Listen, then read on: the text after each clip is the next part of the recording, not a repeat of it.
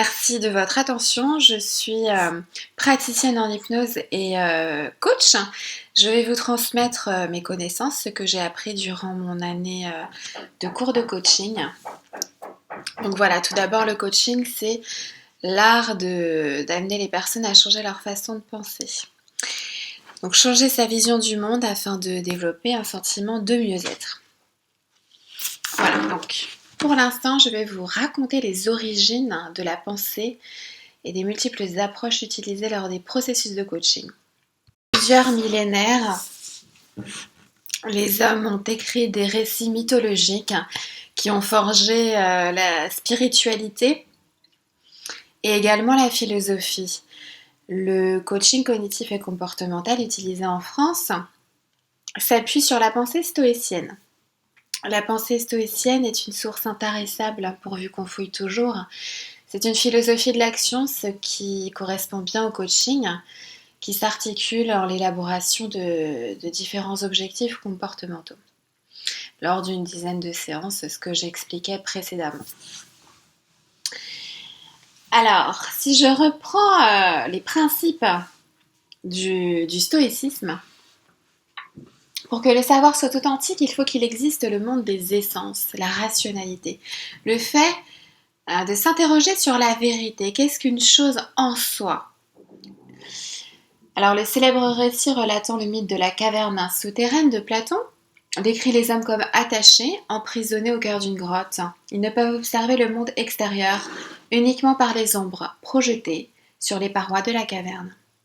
La délivrance serait alors de s'habituer petit à petit à la lumière extérieure pour percevoir le monde tel qu'il est en réalité.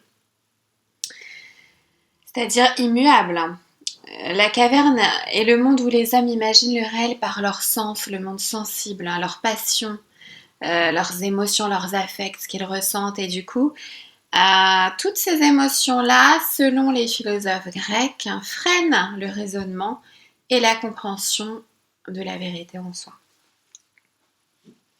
Chez les penseurs antiques, la divinité et le cosmos dont l'harmonie rendent le monde meilleur et les hommes heureux grâce à la mise en œuvre de la vertu, qui est la pratique du bien. Donc, on appelle souvent morale stoïcienne, car il y a un côté bien et mal. Et c'est vrai que le sage est celui qui vit en harmonie avec le cosmos. Et le cosmos, c'est l'ordre naturel, qui a été créé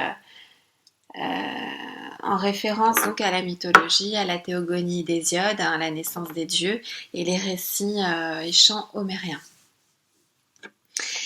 Héritier platonicien, le stoïcien Épictète propose un modèle de comportement face aux événements qui constitue une véritable donc morale. Sa pensée représente une ligne directrice de l'action à mener. Et ce qui est très important, c'est qu'il faut agir en fonction de ce qui dépend de nous.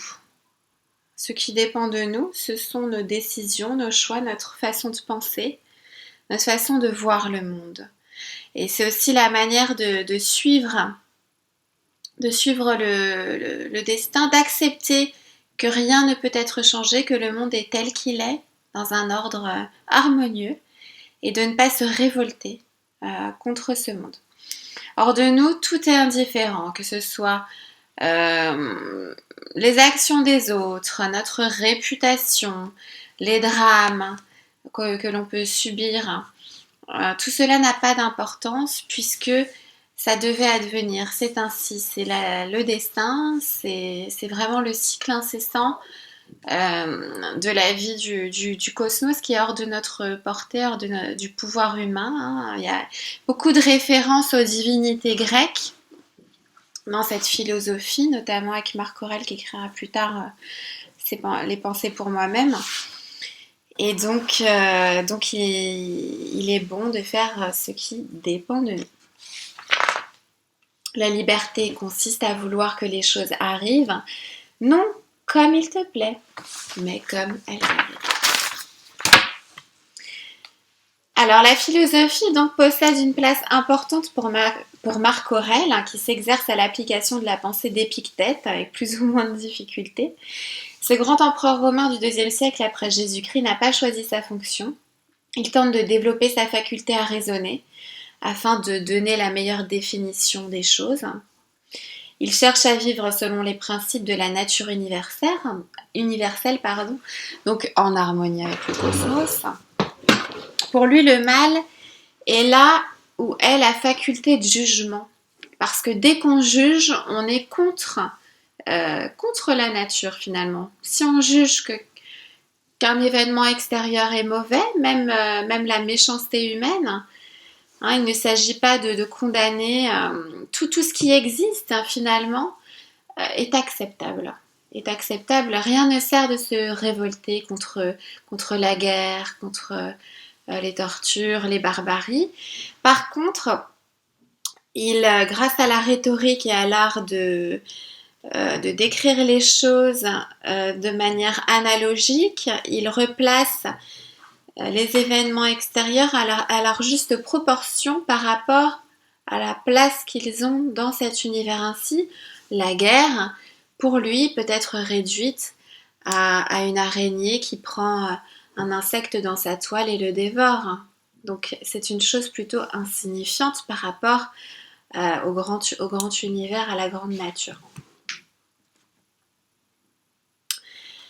Il ne m'arrivera rien qui ne soit conforme à la nature universelle, il est toujours possible de ne rien faire qui puisse blesser mon Dieu et le génie que je porte en moi. Donc ça, c'est une autre idée qui stipule que nous sommes une part, tous les êtres humains sont une part de la nature universelle, donc nous avons la capacité de choisir d'en faire partie sans la juger. La philosophie pour la pensée stoïcienne consiste à s'évertuer à pratiquer en action la pensée juste afin de trouver l'ataraxia, la tranquillité de l'âme. La bienveillance et la bonté exercées par cette curiosité de l'autre se transmettent à lui et au reste du monde. Donc, là, il y a quand même le bien souverain, la recherche du bon.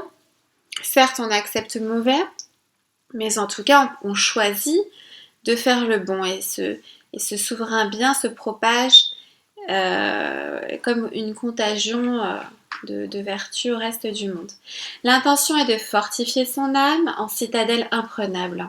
Marc Aurèle dit: tu peux toujours, quand tu le veux, à ton heure, trouver un asile en toi-même.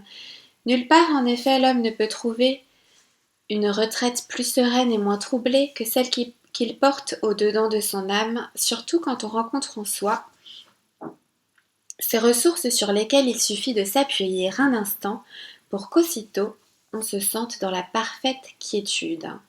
Il s'agit donc de conserver sa liberté de penser et d'agir sans se laisser perturber par les passions, la tristesse, le désespoir, la colère, l'emportement. En revanche, il est possible de maîtriser ses facultés réflexives. Et au lieu de chercher en dehors de soi, on fait ce qui dépend de nous, mais le bien-être est au-dedans de nous. Donc on a toutes les ressources intérieures, hein. Ce n'est pas le développement personnel récent qui a inventé tout ça. Marc Aurèle le disait déjà au IIe siècle après Jésus-Christ, que c'est en soi-même qu'on trouve effectivement toutes les ressources et le refuge à l'intérieur, ce lieu magique où nous pouvons nous retrancher en cas de difficulté afin de se recentrer, hein. Quand on parle de recentrage, c'est ça. Que la partie de ton âme qui te conduit et te gouverne demeure inaccessible à toute émotion de la chair, agréable ou pénible. Qu'elle ne se confonde pas avec la matière à laquelle elle est jointe, qu'elle se circonscrive à elle-même et qu'elle relègue dans les organes matériels ces séductions qui pourraient l'égarer. Bon. Les objections à ça, c'est vrai, sont que là, est-il possible de devenir sage stoïcien? Épictète lui-même a avoué qu'il n'en avait jamais rencontré ou qu'il n'y en avait qu'un tous les 500 ans. C'est une piste de réflexion, mais bien sûr, qui est insensible à la mort d'un proche? Qui reste stoïque face aux émotions? Donc, c'est quand même une manière de séparer le corps et l'esprit qui n'est pas difficilement acceptable. En tout cas, en coaching, on invite à la confrontation scientifique et pragmatique par rapport à nos croyances extérieures, tous les biais qui finalement nous donne des illusions de pensée qui nous enfermeraient dans l'inaction et la paralysie. Mais on accueille aussi les émotions bonnes et désagréables, hein, agréables ou non, et on ne sépare pas le corps et l'esprit. Donc ça, c'est quand même une grande différence entre la pensée ancienne et la pensée d'aujourd'hui.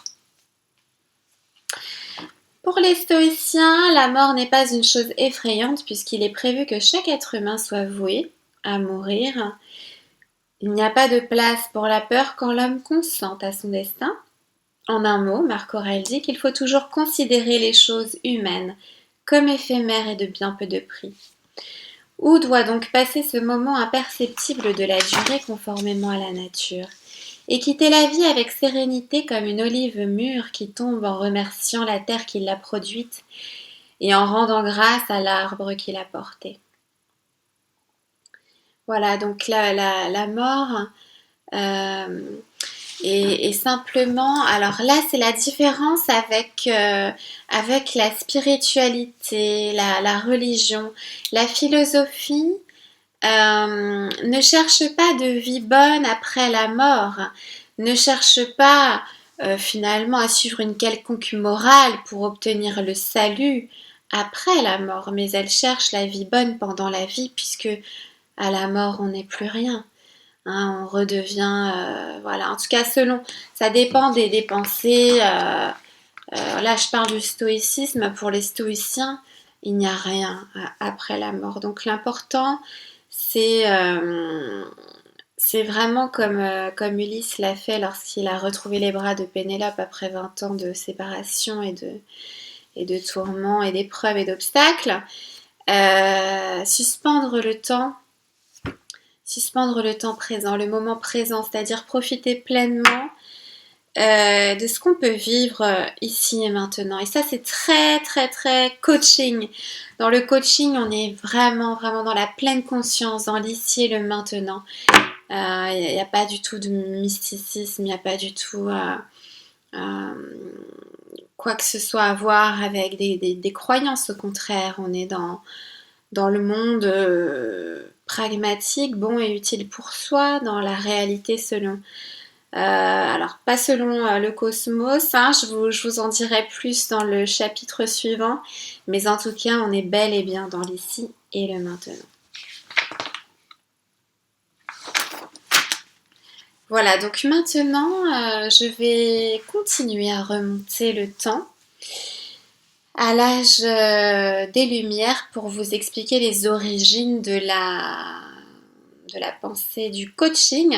Alors pourquoi passer directement de l'Antiquité aux Lumières? Il y a quand même un grand fossé qui s'appelle le Moyen-Âge. Alors au Moyen-Âge, en Occident, en tous les cas, les humains étaient vraiment très très influencés par la doctrine religieuse, par la morale chrétienne. En tout cas, il fallait suivre vraiment ce que Dieu dictait. Donc, ce n'est pas en lien du tout avec le coaching. C'est pour ça qu'on va passer directement à Descartes. Allez, un français, soyons un peu chauvins. C'est parti, deuxième partie.